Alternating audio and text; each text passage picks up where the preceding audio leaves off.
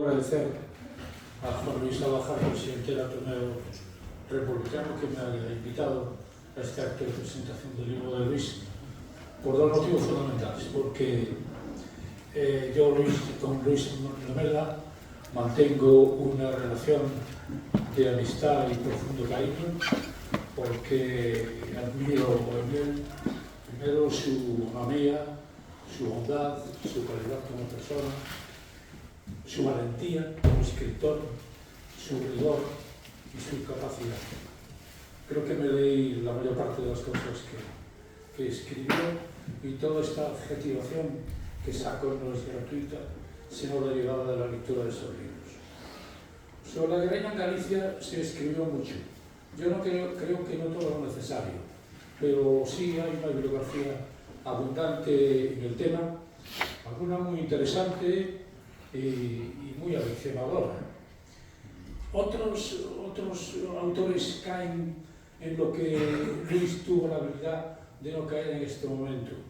Caen en un enfoque personal y casuístico, anecdótico del personaje o de la circunstancia histórica en la que vivió, circunstancia que casi todos los guerrilleros la tienen más o menos por denominador común. Varían algunas cosas, el lugar donde se desarrolla la actividad, la motivación para echarse al monte, pero al fin y al cabo de cultivo es un poco el mismo. Luis le dedica, creo que 112 páginas a un estudio sociopolítico de la figura del guerrillero.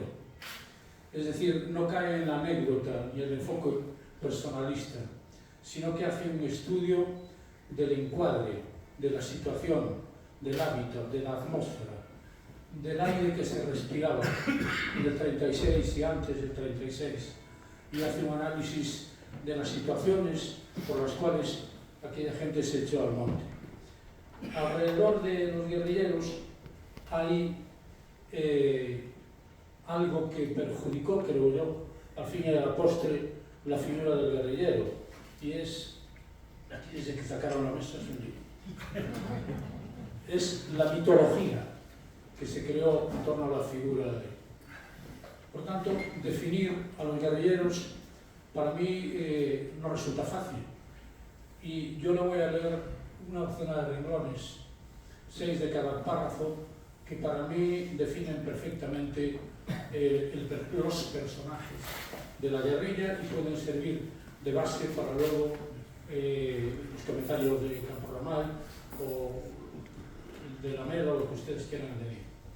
Y dice Luis: en definitiva, os guerrilleiros foron os últimos soldados do exército da Segunda República que loitaron para defender os valores democráticos e as libertades civis conseguidas durante a súa vixencia e que Francisco Franco proscribira por medio dunha sublevación militar en xulio do 36.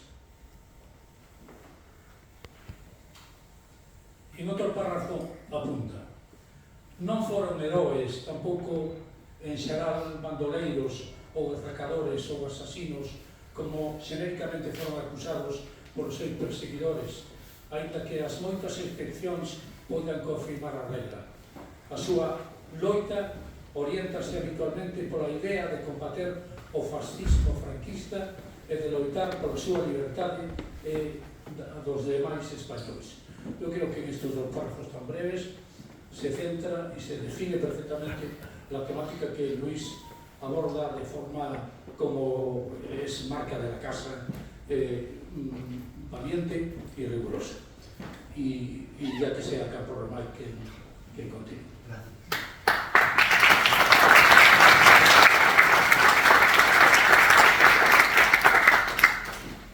Amigas y amigos, buenas tardes a todos. Y querido amigo Abajada, presidente del Ateneo Republicano de Galicia, muchas gracias por organizar este acto y por tenernos como invitados en él, y al amigo Luis también por la invitación personal que me hace en este sentido. Tenemos ante nosotros un libro, Loita de Perdedores, razón e xénesis da guerrilla antifranquista en Galicia, que, digamos, en primer lugar, un homenaje a una serie de olvidados dentro del olvido genérico que se pretendió sobre lo que es la memoria histórica de este país, de Galicia y también del Estado español. Pero antes de entrar un poco en este tema, quisiera hacer unas pinceladas sobre Luis, que yo creo que vale la pena recordar a este chaval nacido en Corcubión hace unos cuantos años, más que yo, y que desde allí, yo creo que aquello ya le marcó un poco la pauta de vida, ¿no? El estar en Corcubión, allá al fondo de la ensenada de Estorro, de Riga y tal, y no es por tanto sorprendente que apareciera en la Escuela de Náutica de La Coruña, de donde saldría con un diploma oficial de la Marina Mercante, especializado en radiotelegrafía. De todas maneras, también justo decirlo, la cosa no le debió entusiasmar demasiado porque prefirió el amparo de Caixa Galicia, donde se desarrolló prácticamente toda su vida profesional. Pero sí, en este medio es cuando conoce a Luz, su mujer, en la iglesia de Santa Lucía, se casan en el año 69 y fruto de este matrimonio pues, son los doctores que tienen. Luis, Iván y Víctor. Bueno, pues Luis, la vocación literaria, yo creo que viene de Chamarino, o sea, tanto como la de Marino Mercante. Más alto. Decía tanto como la de Marino Mercante. Una de las cosas que empieza haciendo en materia de desahogo literario es la colaboración con la Voz de Galicia, donde la inicia, quizás con un cierto color inicial, bajo unos seudónimos,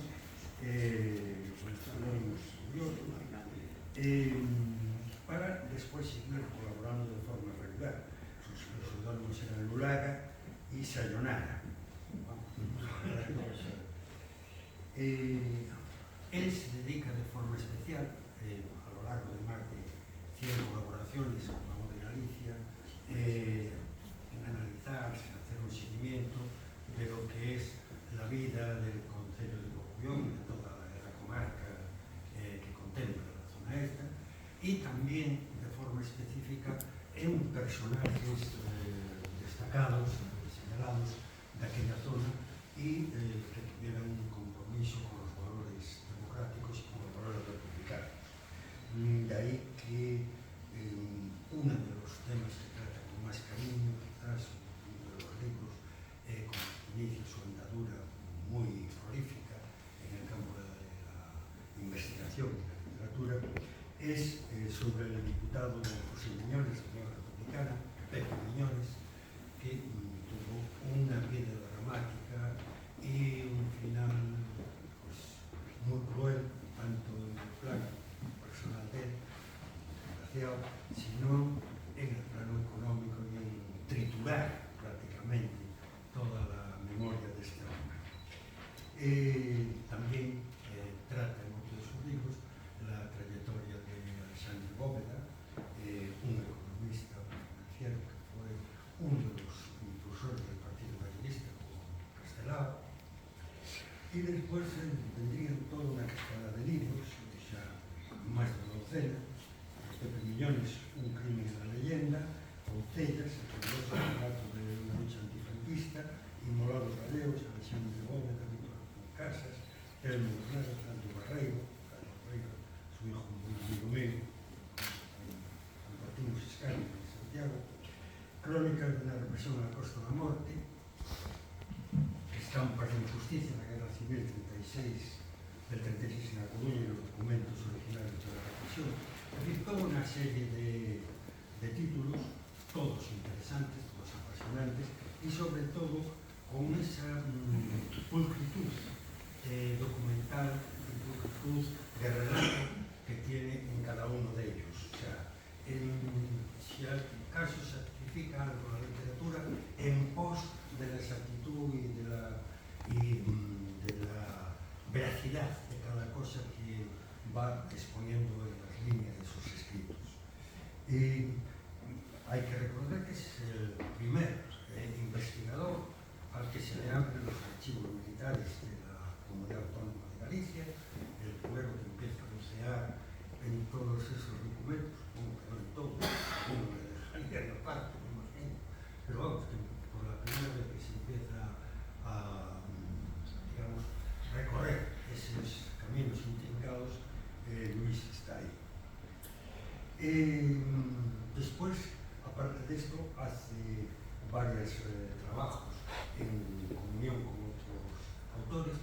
Y uno de estos, si me lo permiten, quisiera poner especial énfasis en uno que tuve la oportunidad de coordinar el trabajo. Luis hizo toda la parte histórica y con la colaboración de alguien que está aquí entre nosotros, Jesús Peredo, y por el impulso de otra persona que está aquí con nosotros, Eva Martínez Zacón, secretaria general de la Agrupación Socialista Coruñesa, que fue la que impulsó el trabajo. Pues entre todos hicimos un documento importante, un trabajo importante que fue el socialismo coruñés en el siglo XX y XXI. Una cosa para un poco recordar. A lo largo de su actividad literaria y de investigación, Luis pues, siempre tiene como santo y seña lo que es la memoria democrática y la memoria histórica de Galicia, los grandes olvidados, y no duda en entrar en un medio. De ahí que sea requerido, tanto a nivel de universidad, como a nivel de concello, como a nivel de instituciones, para colaborar en la normalización de nomenclato, por un lado, en el caso municipal, o de investigaciones dentro de la propia universidad en esta materia. O sea, es una persona respetada y querida en todos estos ámbitos.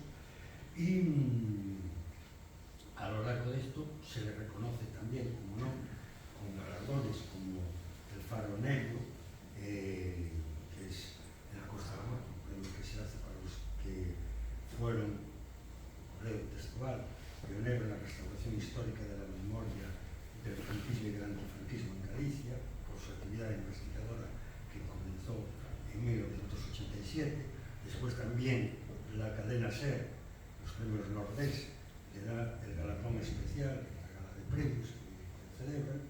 En Santiago, una institución para mí muy querida, que es la Fundación Tilbe, le da el premio en 2017 de investigación y divulgación histórica. En fin, que está reconocido, digamos, públicamente por una serie de personas el valor de su trabajo. A loita de los perdedores, pues, como casi todos los libros de Luis, no dejan de ser un espacio donde uno se reencuentra con el dolor, con el drama, con el terror, con lo que se provocó a raíz del levantamiento militar del 18 de julio, el golpe militar del 18 de julio, y la posterior guerra civil. El hecho de estar en la retaguardia, como era esta región militar, los parámetros militares, esta comunidad autónoma, no la eximió de un calvario doloroso y de una represión brutal, si hubiera hechos aquí que llevaran a ello. Quizás yo creo que lo que Luis compendia es un poco una frase del final de una película deliciosa, que eran Las bicicletas no son para el verano, de Jaime Charra, que plasma un texto de Fernando Ferran Gómez, donde el protagonista, padre, que era Agustín González, un actor secundario, porque en aquel momento hace el papel de protagonista, el padre de un chaval que cuando empieza la guerra tenía 14 años, tenía con 17, y que le dice, viendo cosas que seguían sucediendo, pero papá, no llegó la paz. Y el padre, así como ese pozo de tristeza, le dice, no hijo, lo que llegó fue la victoria. Y efectivamente, esa victoria fue una victoria muy cruel, fue una victoria muy dura, muy carente de la mínima compasión, de la mínima expresión de humanidad. Y de ahí, pues bueno, llegaríamos a lo que son los protagonistas de este libro, los guerrilleros. O sea, aquello estaba técnica y tácticamente condenado a muerte desde el principio. O sea, por desgracia, era una lucha desigual, donde con mayor voluntad y esfuerzo que realismo, pues se intentaba luchar contra la dictadura franquista. Una dictadura que además, encima, en aquellos momentos, iba cada vez afirmándose más por la segunda traición, en este caso de los llamados aliados, que previamente las potencias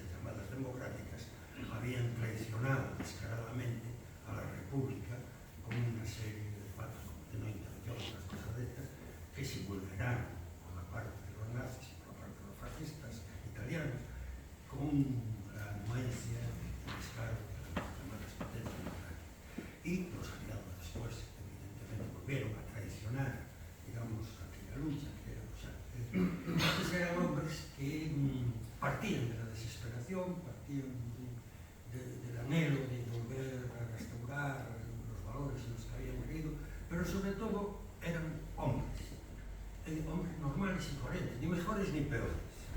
Eran hombres que tenían una vida hecha, una vida organizada, cada uno en su profesión, en su tal, que el golpe militar y la represión pues le rompió totalmente el modo vivendi, el modo de vida, por algo que era simplemente el derecho a opinar, el derecho a tener reivindicaciones sindicales, el derecho a participar en la vida política. Simplemente por esto se le destroza la vida. Unos van al exilio, escapan como pueden, algunos tienen la desgracia de ir a Portugal y la piden y los devuelven y los fusilan, claro, evidentemente.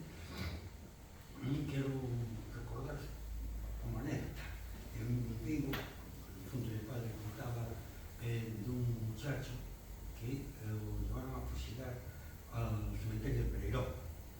Total, eran 15 o 20 que fusilaron en aquel momento. Él fue de los primeros que cayeron, quedó allí, consiguió escapar, se lo había rozado, marchó a Portugal, lo detienen y después lo vuelven a fusilar otra vez. O sea, este es el drama que les viene.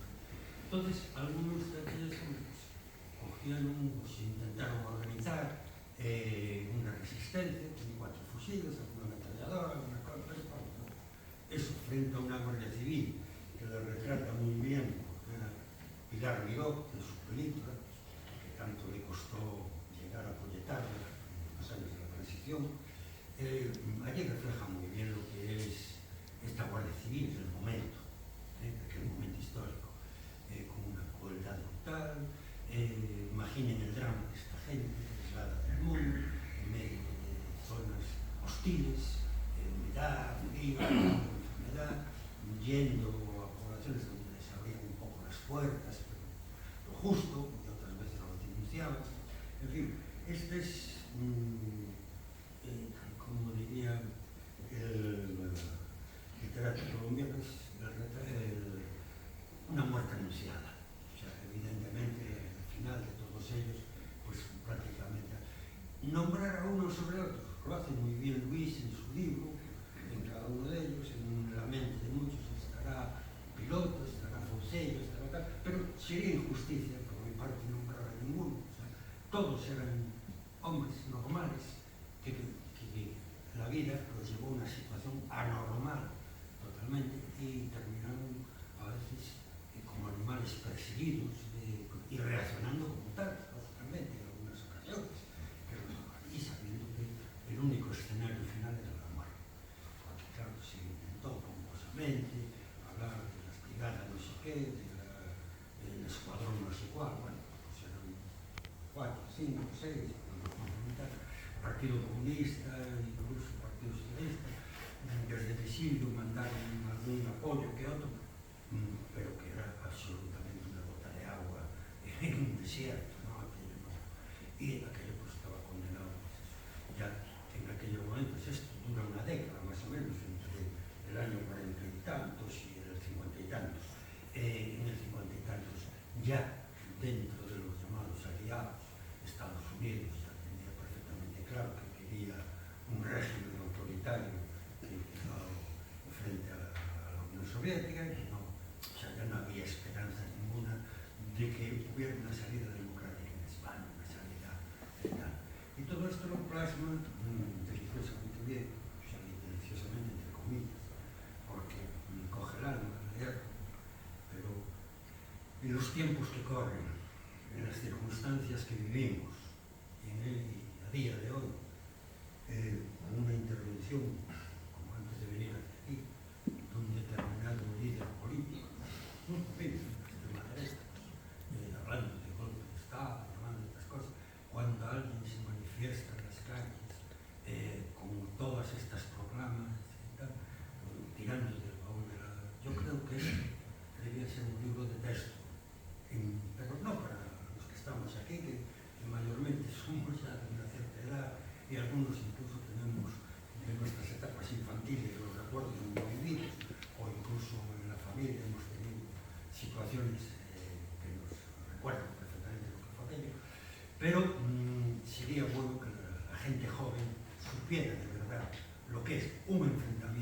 humanos un enfrentamiento brutal donde en muchos momentos se confunden los odios personales con la ideología política, con los intereses económicos. Es un verdadero caos que alguien en estos momentos intente llamar o invitar a que se vuelvan a reproducir las circunstancias, como mínimo es muy triste después de una andadura de 40 y tantos años por la vía, por la senda de la democracia. Pero bueno, esperemos que todo esto... Pero este tipo de textos se viene a ser de alguna manera, pues eso, ¿no? Que le ponen a los chavales, se les entrega un libro para que hagan un resumen y tal, como muestra el tema, pues este tipo de libros, o incluso el visionado de algunas de estas películas, La piel del carpintero, La canción de las bicicletas no son para verano, en fin, hay un montón de estas que son muy didácticas, Las 13 rosas, y que sería bueno que la juventud las viera, sería útil. De todas maneras, yo lo que quiero es agradecer a Luis este trabajo esforzado que ha hecho, sé que es un espíritu sistemático en el trabajo que hicimos en conjunto, lo hemos visto, ya en las biografías de los años y agradecerle mucho, porque como país se lo tienen que agradecer, es uno de los que aporta a este país las raíces y esencias, y simplemente eso. Muchas gracias, Luis.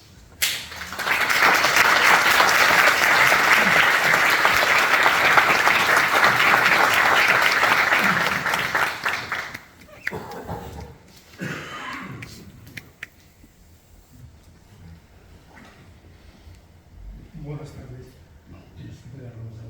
Agradecer tanto a Carlos como a Antonio la presentación y los diálogos.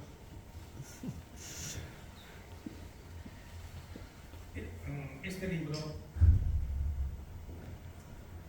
es el resultado de haber publicado primero Folcelles y más tarde escapado. Durante el tiempo yo intenté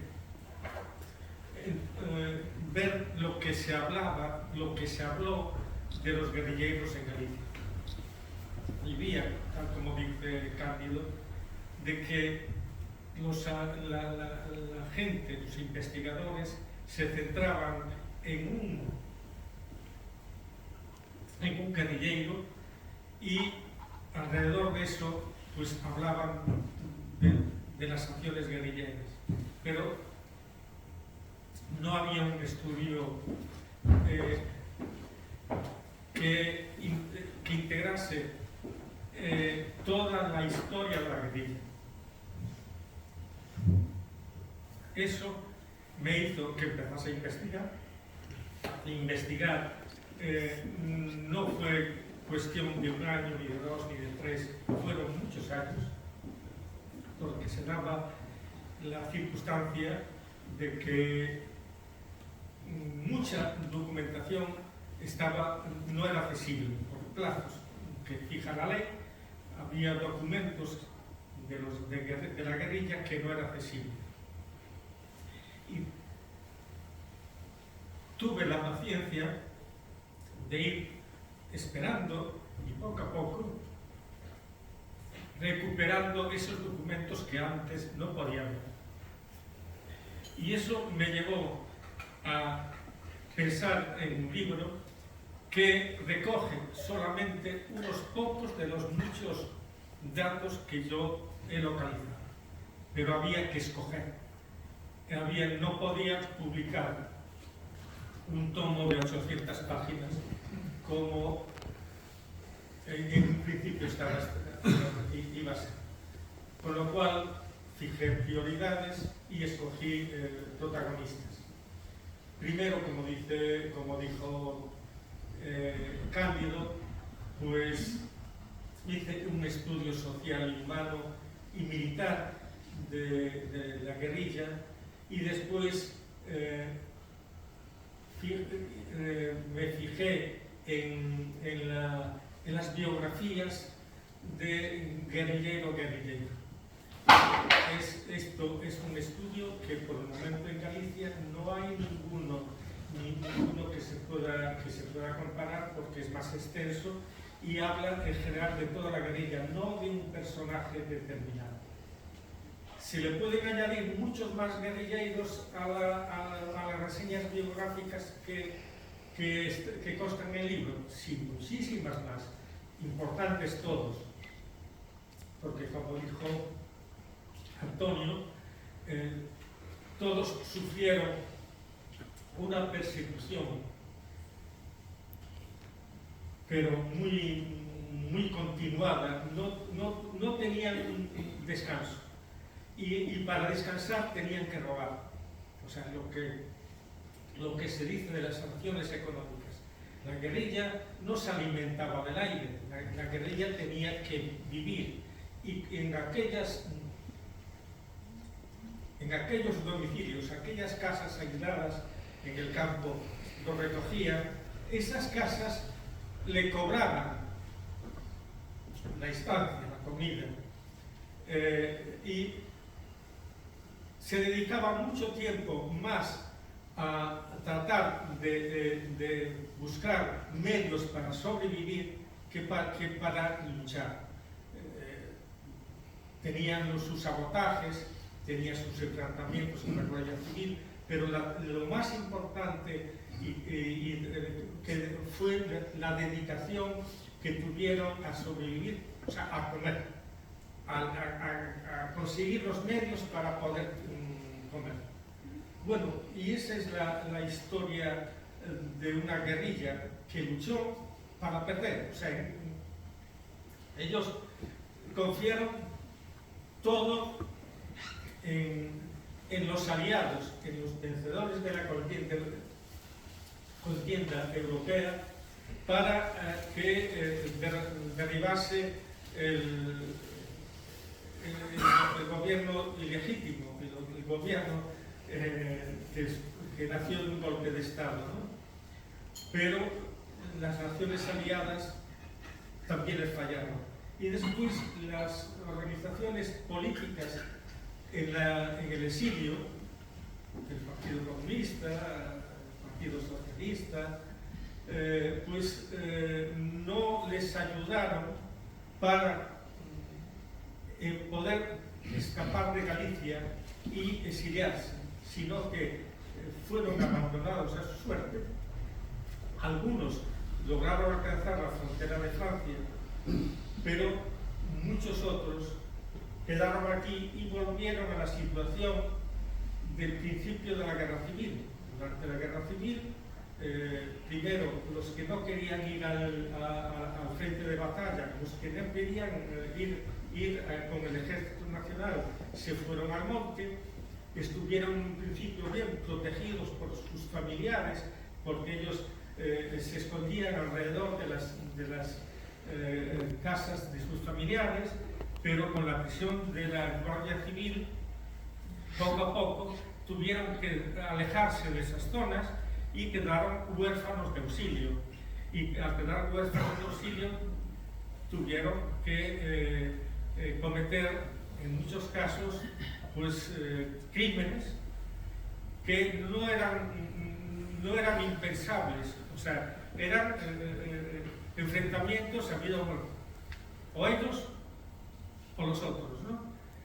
Y bueno, que la sociedad actual no conoce las miserias que vivió esta gente. Y además el franquismo lo que hizo fue censurarles todas las acciones que ellos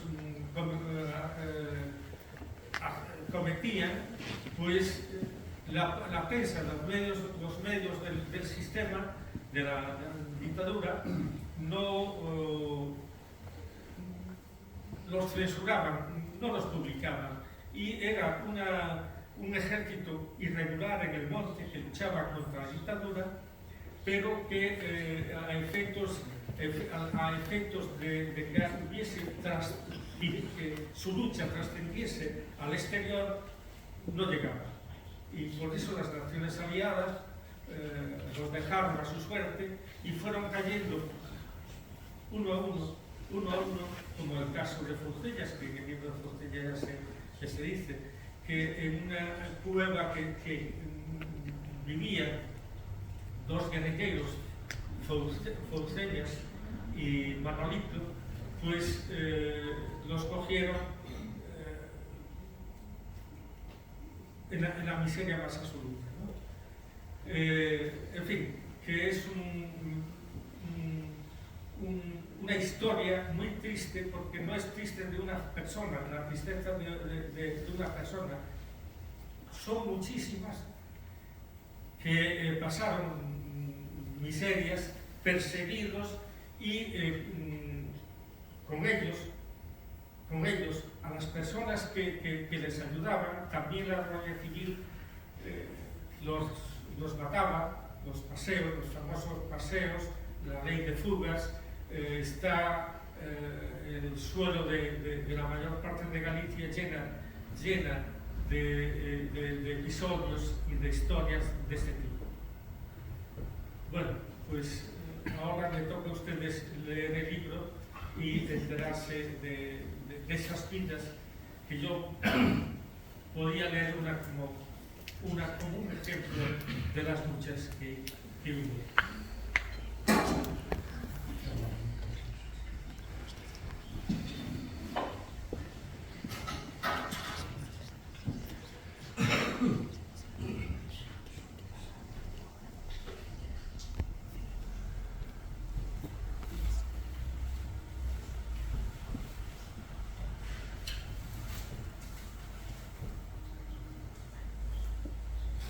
Por ejemplo, Carlos Allegue Garniche.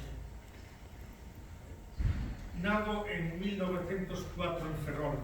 Viviu na rúa Fruto Saber a 107, Baixa. Carlos Allegue foi militar profesional, condestable da Armada, da que foi depurado e expulsado posteriormente en 1941. Desterrado a León. Fichado pola policía ferrolá como masón, Carlos Allegue foi un dos máis importantes compoñentes legais do Partido Comunista na zona de Ferrol, tentando en 1943 fomentar a creación dunha célula comunista no terzo norte da Infantería de Mariña. Grazas ás informacións facilitadas por este home, un grupo guerrilleiro puido asaltar o cuartel do destacamento da Mariña en Caranza, apoderándose de 4 fusis, munición varia e correaxe. Nos primeiros meses do ano 1947, Carlos Allegue traballaba como comisionista de viños, azafráns e outros artigos alimenticios, e foi citado por Ismael Diego Riancho López nas súas declaracións ante a policía e polas de Manuel López Roibás e Alejandro Gama Casal del Rey, dirixentes comunistas detidos na Coruña, como elemento destacado do Partido Comunista clandestino desta rexión, ao desempeñar a principios daquel ano o cargo de secretario político do Partido Comunista Cubano. Ante o perigo que supuxo a caída dos dirixentes coruñeses e os métodos que a policía utilizaba para obter a información necesaria para o desmantelamento da organización comunista, Carlos Allegue viu-se obrigado a fuxir precipitadamente ao monte. Mais tarde, coa caída de Manuel Ponte Pedreira en abril de 1947, Carlos foi designado responsable político da cuarta agrupación guerrilleira de Galicia. A vida no monte sempre foi moi difícil para quen loitaba contra o franquismo.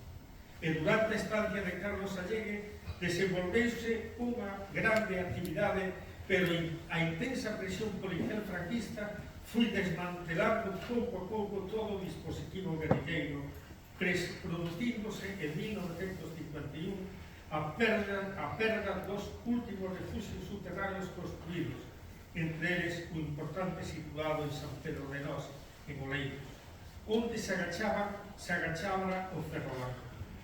Carlos Allegue, enfermo, recentemente viúvo, perdendo a visión e ao recurarlle os asesinatos, considerouse obrigado a abandonar a guerrilla en contra da opinión dos seus compañeiros, non querendo, non podendo exiliarse. Na súa casa da Rúa de Frutos Saavedra de Ferrol, buscou a protección agachándose nela e na que previamente se realizaron certas obras para tal fin. Non obstante, a súa imposibilidade física e os seus propios compañeiros da guerrilla o condenaron a morte por considerar que Carlos desertara, elixindo a José Blanco Núñez para eliminalo físicamente. Non deu tempo a cumplirse a misión do Fedeirín de José Blanco Núñez. Con motivo da aparición dunhas follas de carácter comunista na zona ferrolar, a Garda Civil efectuou nos arredores da cidade e demais vilas limítrofes diversas detencións. Algúnas delas, polas confidencias as forzas da orden pública, chegaron a coñecer o paragoiro de Carlos Allegue. Outras versións que descartamos aseguran que foi José Blanco Núñez Fedeirín quen o denunciou a Garda Civil, asegurando que o seu compañero agochábase nun doble cuarto no que se entraba retirando un armario que tapaba a porta, asegurando que o ex-condestable da Armada, participante como comisario político do Partido Comunista en accións de bandas armadas desde a súa fuxida en xaneiro de 1947, entrara no Ferrol despois do enterro da súa muller, o día 16 de xullo de 1951, sendo recoñecido cando se desplazaba pola rúa Galiano disfrazado de muller e perdendo a súa pistola que se puso, a súa pista que se puso. Seguindo a versión do atestado da Garda Civil, sobre as 7:30 horas do 27 de xullo del 51, xa a tiro fixo, a Garda Civil, o mando do capitán Aurelio Varela Lorenzo, acordou unha mazá da Rúa Frutos Saavedra na que se atopaba a casa número 159. Sobre as 8 horas da mañá, o propio capitán e dous gardas, José Paradamaneiro e Ricardo Fraga López, decidiron entrar na vivenda e no momento de verificar a entrada foron divisados desde un cuarto por Carlos Allegue, que, cunha pistola na man e parapeteado detrás dos fillos, así o afirma o atestado da policía, tentou facer resistencia, abrindo entón fogo os gardas civiles sobre o grupo que formaba o pai e un dos fillos, ferindo de tal sorte os dous que ficou o pai morto no acto e o fillo Carlos Allegue Iglesias, de 21 anos de idade, estudante, ferido de gravidade no peito. Pai e fillo foron conducidos ao hospital militar, onde tamén faleceu este último, mentras que o outro fillo de Carlos Allegue, chamado Juan Antonio, de 17 anos, foi detido e conducido por orden da Garda Civil. En poder do patriarca atoparon unha pistola marca Scar calibre 9 milímetros cargada sin despegar. Noutra versión, a dos demais investigadores que trataron o tema, e quizáis a máis probable, afírmase que nun momento dado a Garda Civil, o mando do capitán Aureliano Varela rodeou a mazá na que se atopaba a vivenda de Carlos Allegue, entraron dous números da forza nela, José Paradamaneiro e Ricardo Fraga López, como dixemos antes. Chamaron a porta, saindo o fillo maior, que foi abatido sin miramentos polos dous visitantes. Ao ouvir os disparos, e presentir o asesinato do seu fillo, Carlos Allegue saiu do seu agocho berrando: o meu fillo non, rematando os gardas a faena, ametrallando Carlos ata lle causar a morte tamén. Os antecedentes policiais de Carlos Allegue, unha vez falecido, segundo a Garda Civil, eran os seguintes: con anterioridade ao glorioso movimento nacional, observaba unha conduta que pode calificarse de pésima, xa que acostumaba a embriagarse con frecuencia e, en devandito estado, volvíase irascible cometendo desmandos e promovendo fortes escándalos. En 16 de febreiro de 1936, data das eleccións do Frente Popular, fui presentado nesta comisaría e posto a disposición do excelentísimo señor vicealmirante desta base naval por facer disparos de pistola nunha casa de prostitución, cuyo feito repetío o 11 de xullo do mesmo ano, facendo disparos no interior de varios establecementos de bebidas, polo que fui posto a disposición do ilustrísimo señor xuez de instrucción. Ao iniciarse o glorioso movimento nacional, fui separado da Armada, permanecendo algún tempo nesta cidade, comportándose cun xeito prudente, pero, por ser individuo de ideoloxía francamente esquerdista, aínda que non afiliado a ningún partido político, facía propaganda dos seus ideais dun xeito solapado. O 29 de maio de 1941, en virtude da orden do excelentísimo señor director xeral de Seguridade, saiu desterrado para León. O 30 de xaneiro de 47, e cando ia ser detido polos agentes desta comisaría por ter coñecemento de que formaba parte do comité local do Partido Comunista desta cidade, do que era responsable principal, fuxío do seu domicilio. Tense noticia de que moitas dirixentes instruídas pola autoridade militar sobre actos cometidos polos bandoleiros do monte aparece o citado Carlos Allegue Garucho como individuo que exercía influencia. É de sobra coñecido que os informes policiais, como o anterior, se emitían case para todos aqueles esquerdistas que se enfrontaron ao novo sistema franquista, polo que aconsellamos tomarnos con moita prevención. E a versión da súa morte do Estado policial tamén. A raíz das mortes de Carlos e do seu fillo foron detidos por encubridores Germán, Luqueiro, Cortán. Máis anos de cadea para eles e moitos máis medo se era posible incrementar. Non solamente os mataban, sino que os vilipendiaban. A maior parte das informes policiais non son certos. Esta é unha constante que fixaban para todos os guerrilleiros, trataban ante a opinión pública de calificalos de bandoleiros, de delincuentes, de asesinos. Nunca facían referencia a de que eses homes no monte estaban loitando por o regreso da democracia a España. E iso nunca yo recoñeceron e por eso os vilipendiaban de alguna forma despois de matados. O xeo estaba pensando que o había matado por ir de putas e ir de bico.